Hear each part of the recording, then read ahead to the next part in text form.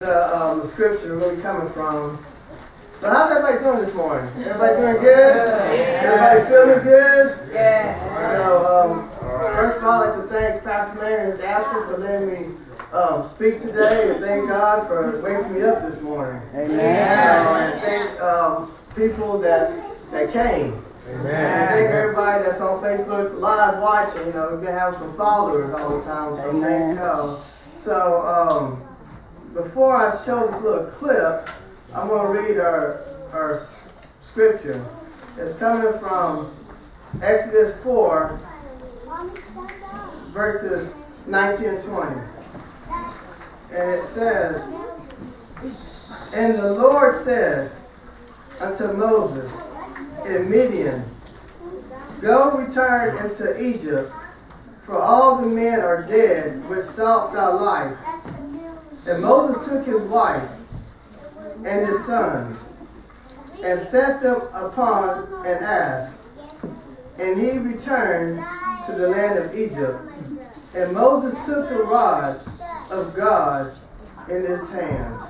So we're going to watch this clip from Beyond the Pines, and this guy's talking about what we're going to be talking about today. Amen. Good morning.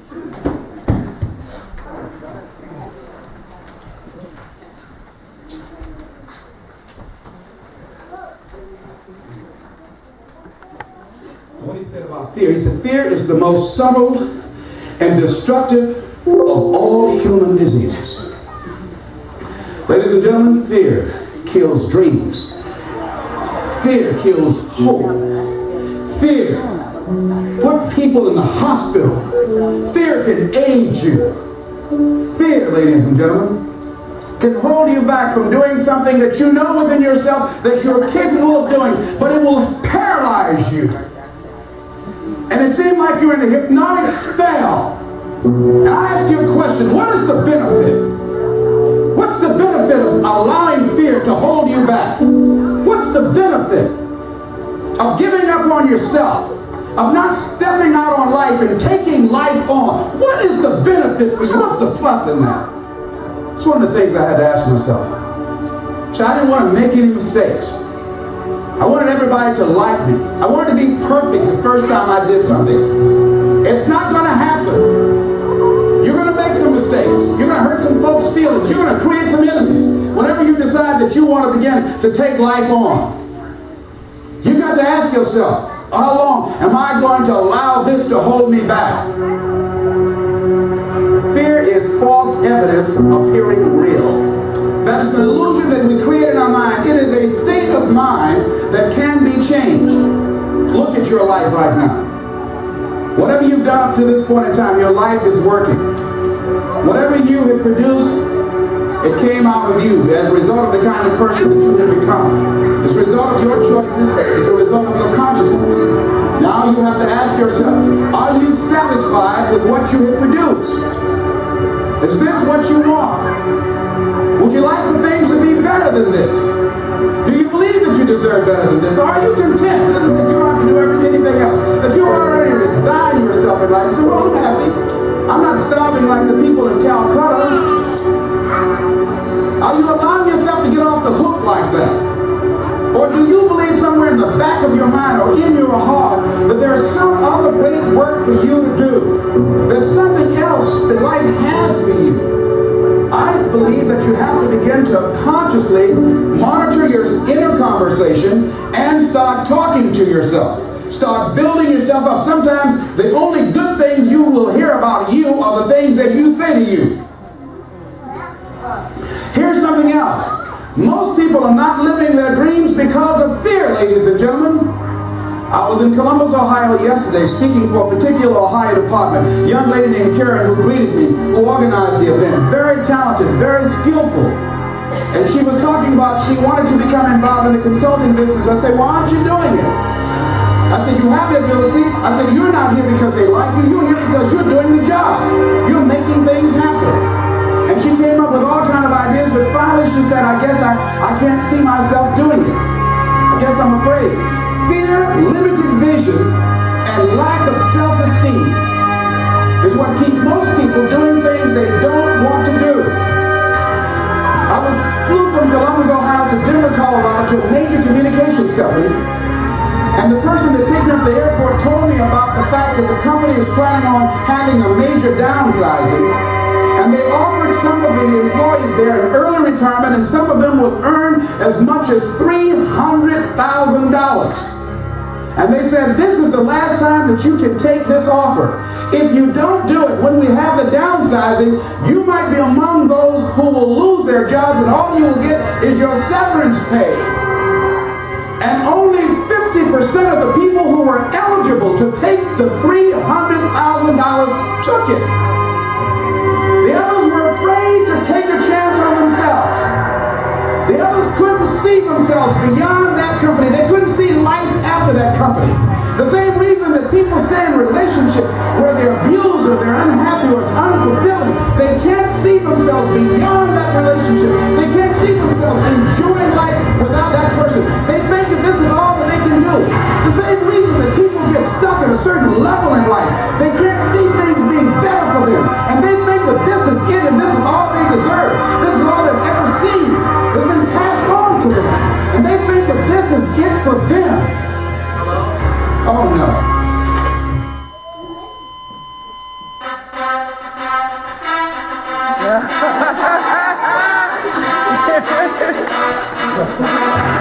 Everybody fight some fear. All right. All right. Overcome the fear. Thank you. It's good to be here. I'm so excited today. All right. Okay. So, overcoming fear. So fear, like you were saying, is something that everyone has. People may not admit it, but everybody's afraid of something. All right. And the fear that I'm talking about are fear that you might not be able to overcome sometimes. Some things you might not be able to overcome, like flying or other things.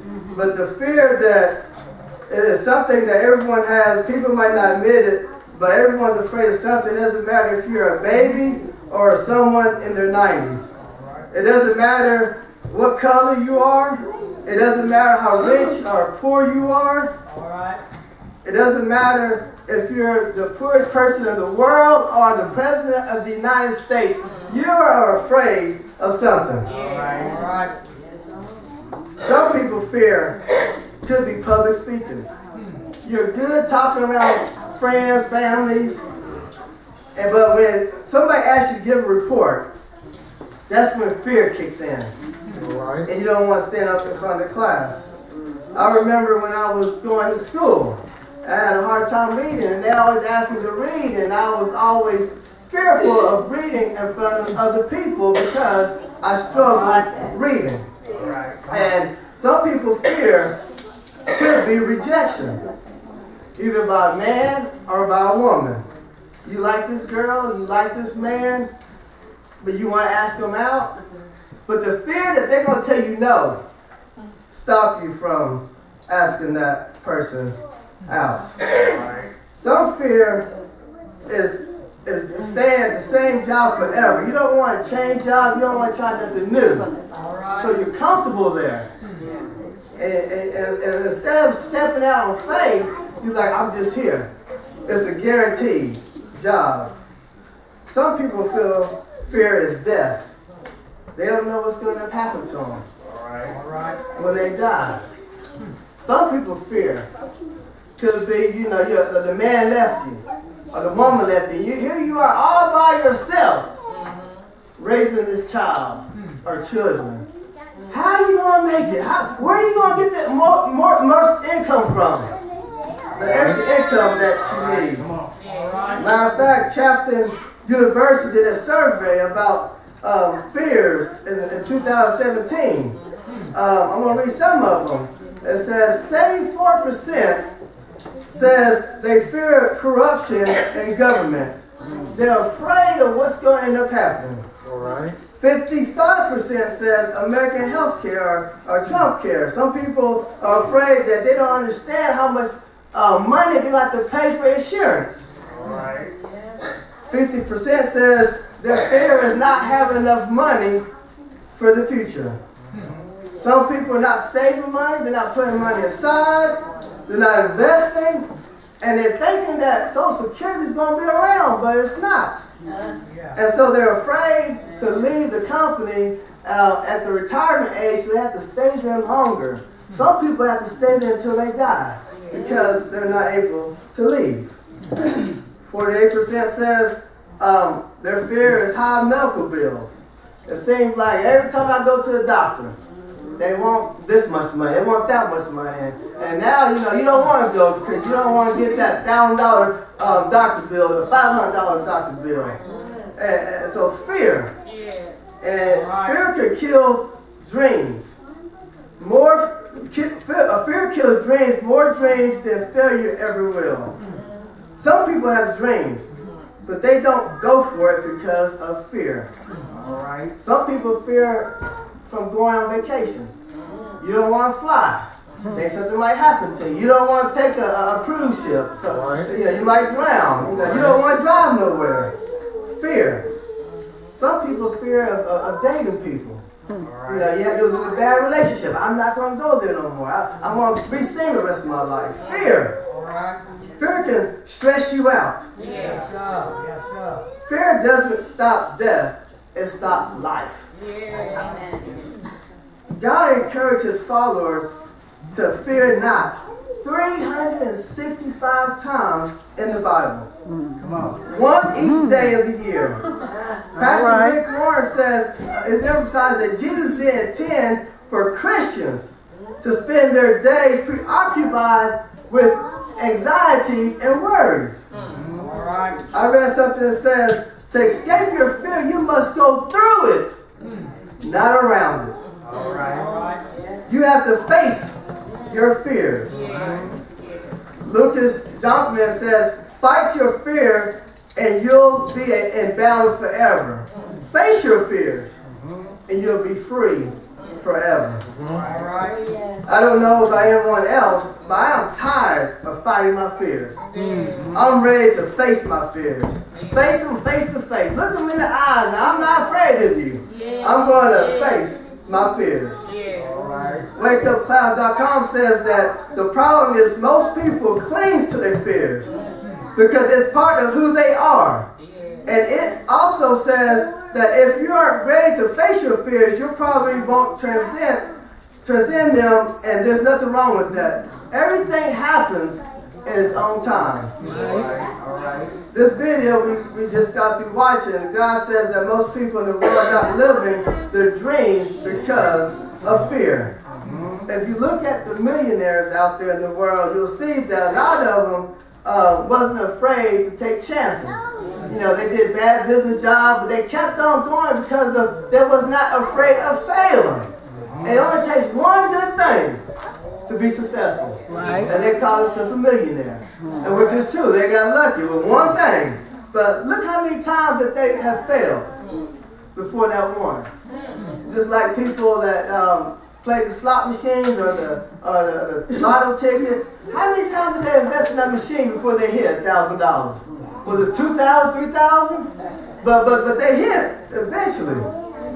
God told Moses that he had to come down to rescue them from the hands of the Egyptians and bring them out of the land where it's flowing with milk and honey. That's where they have to go to. And God told Moses that he is sending him to Pharaoh to bring his people, the Israelites, out of Egypt. That would be a lot of pressure for some of us. Think about going back to Pharaoh, the person that he wanted to kill you, he wanted to murder you, he's angry at you, and now you have to go back and tell them, look, Pharaoh, let my people go so they can worship God. That's a lot of pressure. And I believe that Moses had fear and he had to overcome it. And this morning I'd like to use a story and another story to help us overcome our fear as well. And I know I'm going to try to use different stories, and I know it's not the same, but it's going to help us out.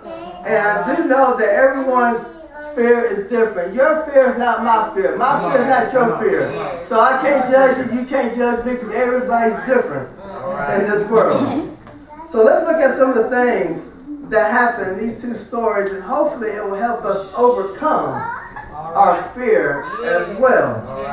I don't know about anybody else in here, but I need help with some of my fears. And then the first thing that I see is that you need to talk to God about your fears. That's right. It's not going to do any good if you keep things to yourself and you don't talk to God about what are you afraid of.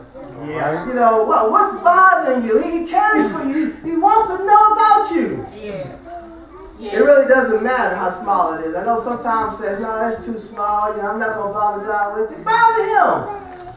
Bother him with the small, the medium, the big stuff. He's God. And he looks after us. When our children have problems, they come to me. It doesn't matter how small or big it is. I'll listen to them. What they're afraid of, what their fear is, may not be big to me, but it's big to them. And vice versa. It can be moving to another city or college. You may be afraid to go out of your parents' house. How am I going to survive? Living 8 hours or more away. Don't know anybody. I just got myself. Fear can stop you from doing what you should be doing.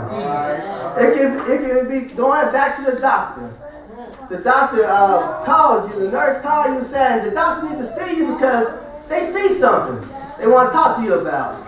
They call you on a Friday. You can't get into sometime next week. Monday's the holiday. So all week long you're worrying about it. What the doctor want to say. Fear. Fear kills you. It will scare you to death. It could be dropping your kids off at daycare. You have one child or two child and you have to leave them alone by themselves. Fear, what's going to happen to my baby? Is the person taking care of my baby, are they qualified? They're going to watch him, or they're going to hurt him? Fear can do that. Fear can keep you up at nighttime. A couple of weeks ago, my youngest son, Jackson, and he had to go to the hospital for surgery and to remove his adenoids. All week long, he was so excited. He couldn't wait to go. You know, he was telling everybody, and he was telling his teachers, telling everybody who would listen that he's about to have surgery, and he could eat all the ice cream he wanted to. He was talking about popsicles. We was going to Walmart, going to H-E-B, looking at different ones for him to get. And so, the morning of the service, he got up, went to the hospital, and Summer, her mom, and Jackson and I, we was in the waiting room, and Jackson was playing around with everybody, walking, laughing, joking around, and then a nurse came in and said, Jackson, it's time to go to the other room. That's where fear kicked in. Fear kicked in right there. Just like some of us today. We're okay until it's time to go. We're okay until we have to get up out of our bed and go to the doctor's appointment. Go to the treatment. We're okay because of the unknown. We wish that there could be another way. But we know that there's no other way. If we want to live, we have to go through this fear that we have. So we go get dressed and go to the doctor's office. And so Jackson, we talked to him for a while. He went in to the other room. And so he listened to us and we got him back there. But as soon as we got back there, the nurse told him to get on the table. Jackson got scared again and told everybody he's not going to do it. He's not going to get on that bed because he knows it's going to hurt. He's afraid that if he goes and get on that bed and have that surgery, he's going to die. Fear will make us think things that's not possible. Fear kicked in again. And I believe God told Moses to go tell Pharaoh to let my people go, and fear kicked in Moses. So the first thing Moses said was, who am I? I should go to Pharaoh and bring the Israelites out of Egypt. Who am I to do this? I'm nobody. You got this man Pharaoh. He's a powerful king. He's powerful. He said says one thing and the people, the soldiers, will do that for him. Yes, sir. And I'm just Pharaoh. I'm just Moses. Going to try to tell Pharaoh what to do. Yeah. We might have someone in here that says, who am I that should apply for the job? Who am I that I should be able to do this? Who am I that I should be a president of a group? Who am I that I can go back to school and finish and get my degree? Who am I? Fill in the blanks. There's a lot of people that don't think that they're qualified or they can do something.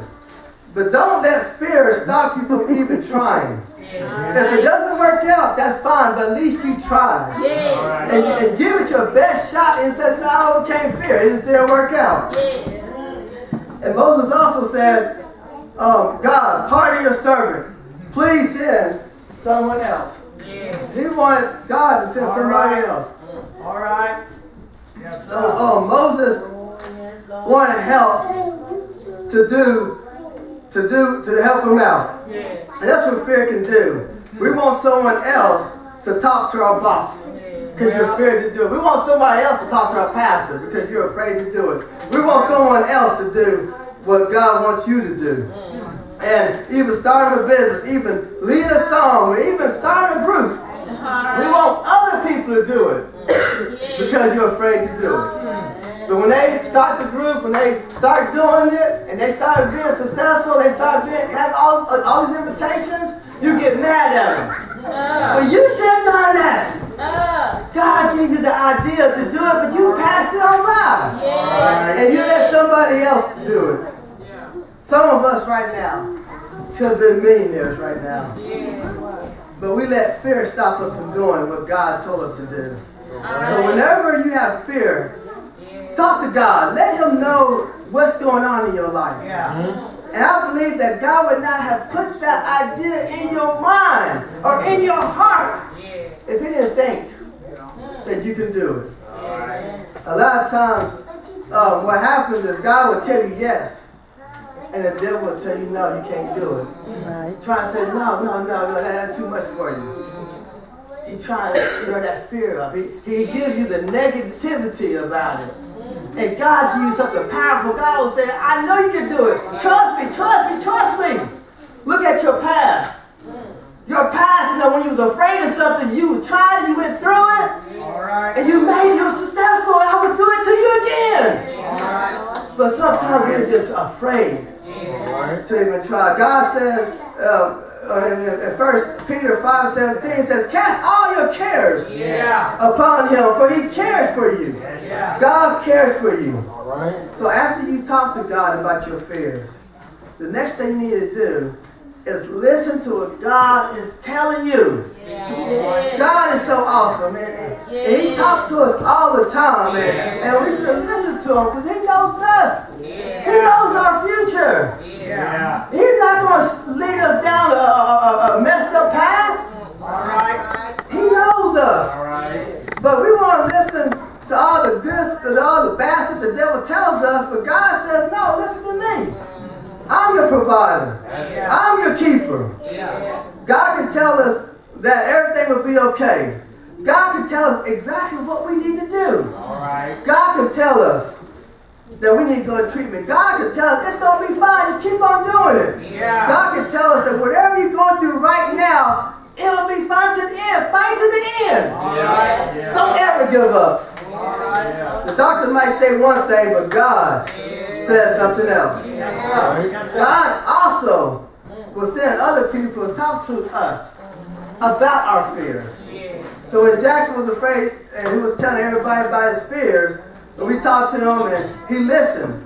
And we told him that everything's going to be okay, everything's going to be fine, and how you be out here pretty soon, eat all the ice cream you want to. And then the nurse and the doctor came in and told him everything that they're going to do. I was like, great now. He's not afraid. And you talking about get on the bed, and you're going to roll it back to another room. Your parents not going to be there. You're going to blow this little machine, and then you're going to fall asleep, and then you're going to take all this stuff out. I was like, he ain't going to do it now. So, but Jackson was listening to him. He was listening. listened to them what they were saying. Even though he was afraid, he was still listening. He might not like what they said, but he listened. Moses did not like what God told him to do, but he listened to God. When Moses asked God, what should I say when they asked me, who sent me? God says, tell them, the Lord your God, your father, the God of Abraham, the God of Isaac, and the God of Jacob sent you. Yeah. Every time Moses said something, God kept on saying, I'll be with you. He said it over and over and over again. He said, I'll be with you. Don't have to worry about it. Moses even told God that he has never been an eloquent speaker before. He's slow in speech and tongue. And God said, who gave you your mouth? Who gave you your tongue? All right. Who makes them mute or deaf? Who gives them sight or make them blind? Is it not I, the Lord? He said, I will help you. I will help you speak and teach exactly what you should say. All right. Don't fear the unknown is keeping us from doing what God wants us to do. God even told him about your brother. Don't you have a brother named Moses? He's on his way to come and talk to you. He can speak to them as well. And God told Moses in verse 16, he said, he will speak to the people for you, and it will be as if you were your mouth, and as if you were God to him. And Moses listened. He might not like what God told him, but he listened to what God has to say. So whatever your fear might be, just listen to God. Listen to all the things that he will tell you to do. All of us are children of God. God cares for every single one of us that believe in him. And he says, it's going to be all right. I'm going to take care of you. So after we talk to God, and after we listen to what God has to tell us, the last thing we need to do is do what God tells you to do. All right. Whatever it can possibly be, do what God tells you to do. That's it. That's it. Now it's time for action. All right. Now it's time to go.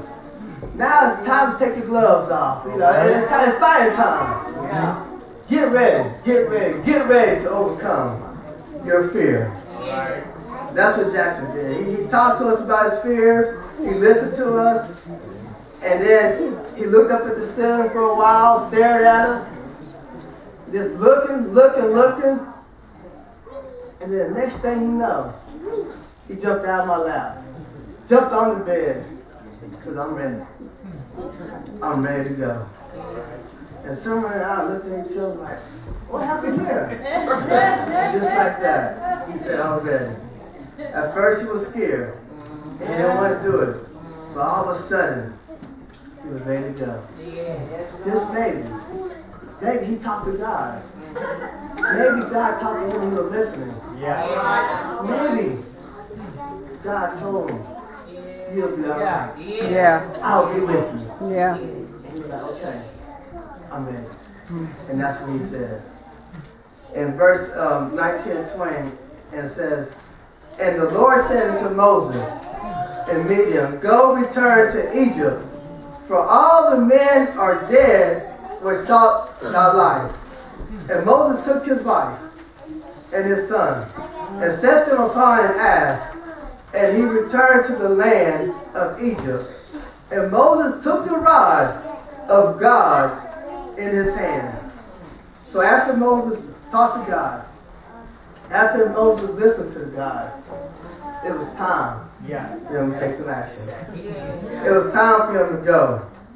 You would think that, you know, he was still one didn't want to go, but he said, okay, I give up.